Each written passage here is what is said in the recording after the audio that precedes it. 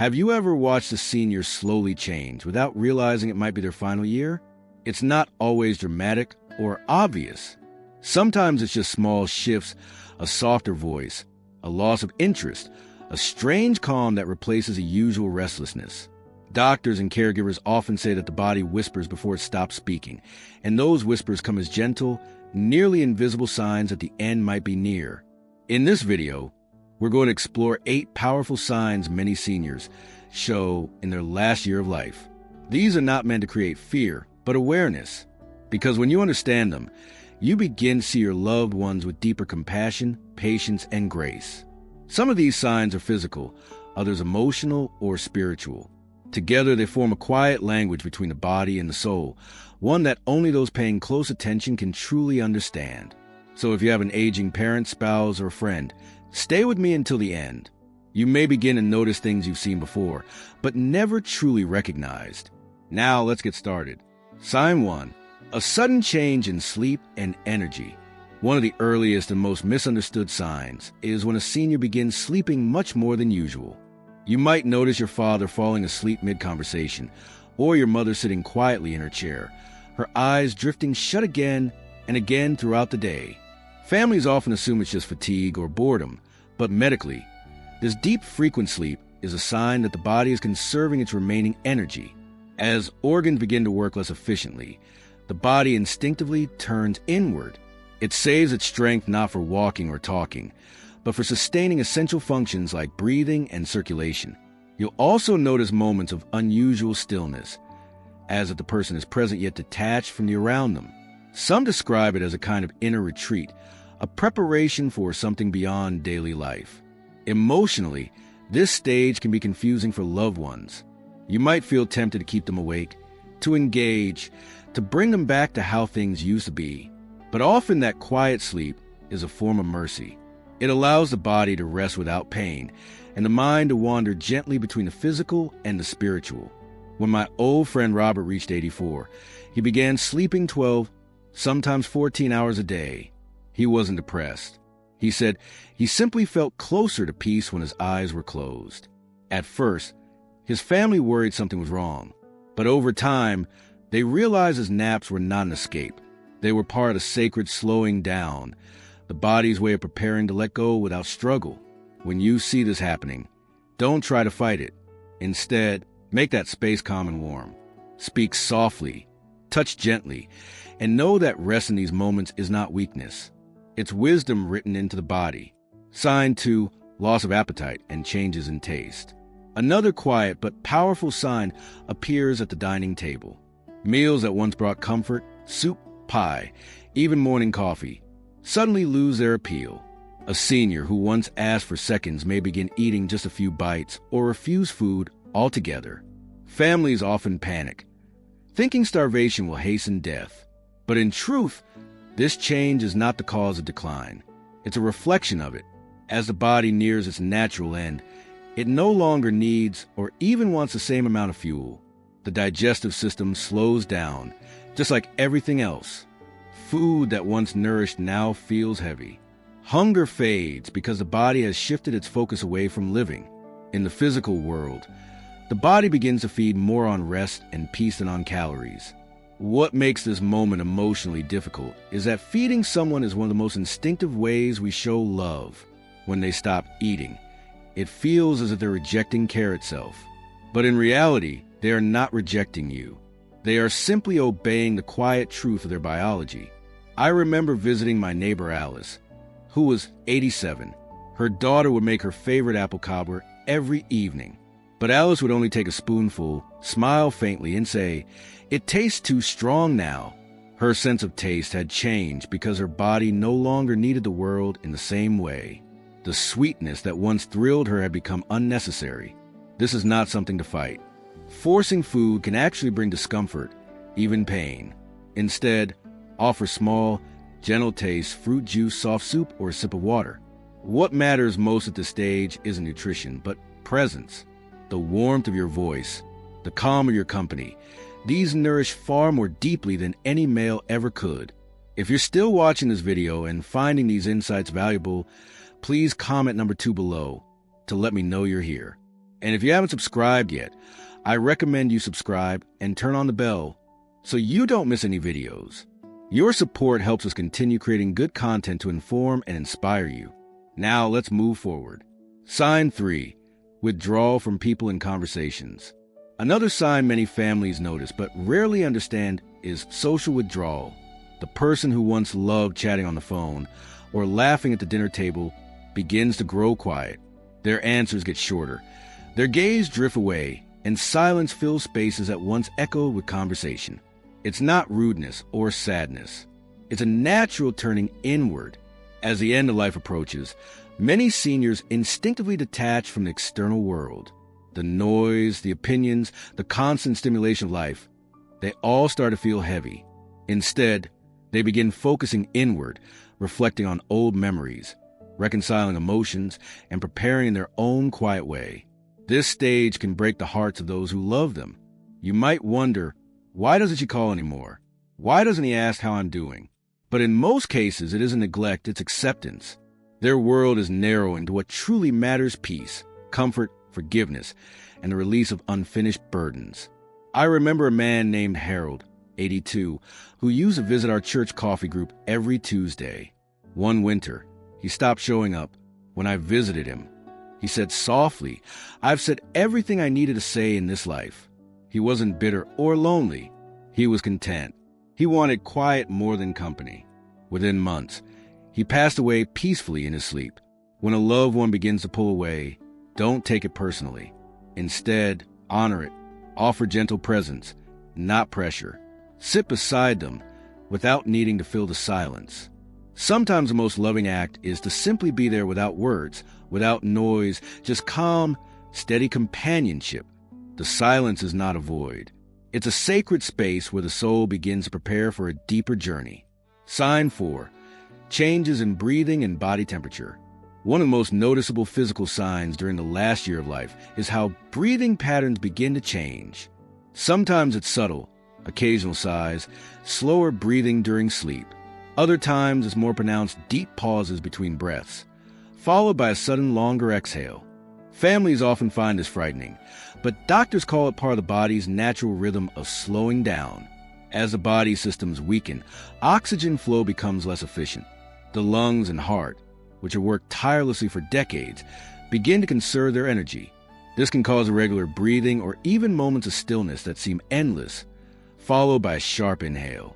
It's not suffering. It's the body finding its own pace again. You may also notice that hands and feet become cool or slightly bluish, especially in the evenings. The body is redirecting warmth and blood flow toward essential organs. It's a quiet rearrangement of priorities, keeping the heart and brain alive, even as the extremities fade in color and temperature. Emotionally, this stage often carries a strange calm. Many seniors report feeling light or unanchored, as if part of them is already halfway beyond the physical world. They describe it not as pain, but as a peaceful detachment. For families, the best thing you can do is keep the room warm, speak softly, and hold their hand even when they don't respond. I remember a woman named Grace, 79, who told me during hospice care, "It feels like my breath is deciding for me now." She said it with a small smile, not fear. Her family gathered around her, reading aloud from her favorite poetry book. Her breathing slowed, then steadied, then drifted again. She passed a few weeks later, not in agony, but in acceptance. Sign 5. Emotional shifts and unusual calmness. One of the most profound transformations that occur in the last year of life isn't physical, it's emotional. You may notice that someone who used to worry about every little thing suddenly stops. Arguments that once sparked anger no longer seem to matter. Some describe it as letting go. In truth, it's something even deeper. The person begins to feel an inner quiet, as if life's noise no longer reaches them the same way. This emotional shift can take different forms. Some seniors become unusually peaceful, while others appear distant or detached. They might speak of long past memories, often from childhood, as though they are gathering the threads of their life and weaving them into one last story. You may hear them say things like, "It's all been good," or "I'm ready to go home." Those words aren't despair, they're closure. I once sat beside a man named Gerald. who was 85 and nearing the end of a long illness. He used to be anxious about every detail of his day, bills, medication, the future. But during his final months, he grew serene. He told me, "I've stopped fighting time. It's not my enemy anymore." That peace radiated from him like sunlight through the window. Even his family, who feared losing him, felt calm by his acceptance. The emotional change often extends to relationships too. Seniors may start apologizing for old conflicts, expressing gratitude, or offering unexpected forgiveness. It's as if the heart instinctively knows what it must release before it rests. Families sometimes misread this as weakness, but it's actually a kind of emotional strength, an ability to see life as a complete picture rather than a list of regrets. If you notice this in a loved one, lean into it with love, not fear. Listen more, correct less. Their words might sound strange, even cryptic, but they often carry deep spiritual meaning. Sometimes they're not just talking to you, they're talking to part of themselves that's getting ready to cross into peace. When a senior begins to radiate calm instead of struggle, that's not the end of their story. It's the beginning of a new kind of grace, one that teaches everyone around them what true acceptance looks like. If you're still watching this video and finding these insights valuable, please comment number 5 below to let me know you're here. And if you haven't subscribed yet, I recommend you subscribe and turn on the bell so you don't miss any videos. Your support helps us continue creating good content to inform and inspire you.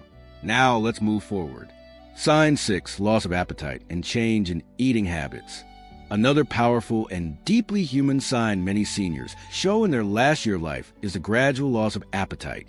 Meals that once brought joy, morning coffee, warm soup, even a favorite dessert begin to lose their appeal. Families often react with worry or even frustration, urging their loved one to eat something. But the truth is the body no longer needs as much fuel when it begins slowing down. What's happening inside is simple yet profound. As metabolism decreases, the digestive system starts to rest. The body begins using energy more efficiently, drawing strength from stored reserves rather than food. Hunger fades, taste changes, and swallowing may become more effortful. This isn't starvation. It's nature easing the body into rest. You may notice your loved one pushing food around a plate, eating only a few bites, or saying things like, "I'm just not hungry." Fluids may also decrease. And while that can seem alarming, dehydration in the final stages can actually bring comfort, reducing swelling, pain, and even shortness of breath. Emotionally, food represents life, love, and care. So when a parent or spouse stops eating, families often interpret it as giving up. But it's not surrender, it's transition. I once met a woman named Helen who told her daughter, "You fed me for 80 years. Now I'm full." She said it with a smile, not defiance. Within weeks, she passed peacefully, surrounded by family who had finally understood her body's message. During this time, forcing food often creates more distress. Instead, offer comfort foods in small portions, a spoon of pudding, a sip of broth, or a favorite flavor of tea. Let eating become a shared act of tenderness, not insistence. Sign 7, changes in sleep patterns and awareness. One of the most telling signs that a senior may be in their final year of life is how drastically sleep changes. They begin to sleep more, sometimes most of the day. Conversations fade mid-sentence. Eyes close more often, and moments of alertness grow shorter. Families often mistake this as simple fatigue or boredom, but it's something deeper, the body conserving its remaining energy. During this stage, the boundary between sleep and wakefulness starts to blur. Seniors might drift into dreamlike states where they talk to people who've already passed or describe scenes that no one else can see. To outsiders, it can sound like confusion, but many hospice workers say it's a sign of transition. It's as if the mind is already stepping one foot into another world, gently preparing for the journey ahead. These sleep changes aren't random. They reflect the body's wisdom. The heart beats slower, the brain uses less oxygen, and the need for stimulation fades. Some days they may be unusually alert, wanting to reminisce, laugh, or listen to old songs. Other days they barely open their eyes.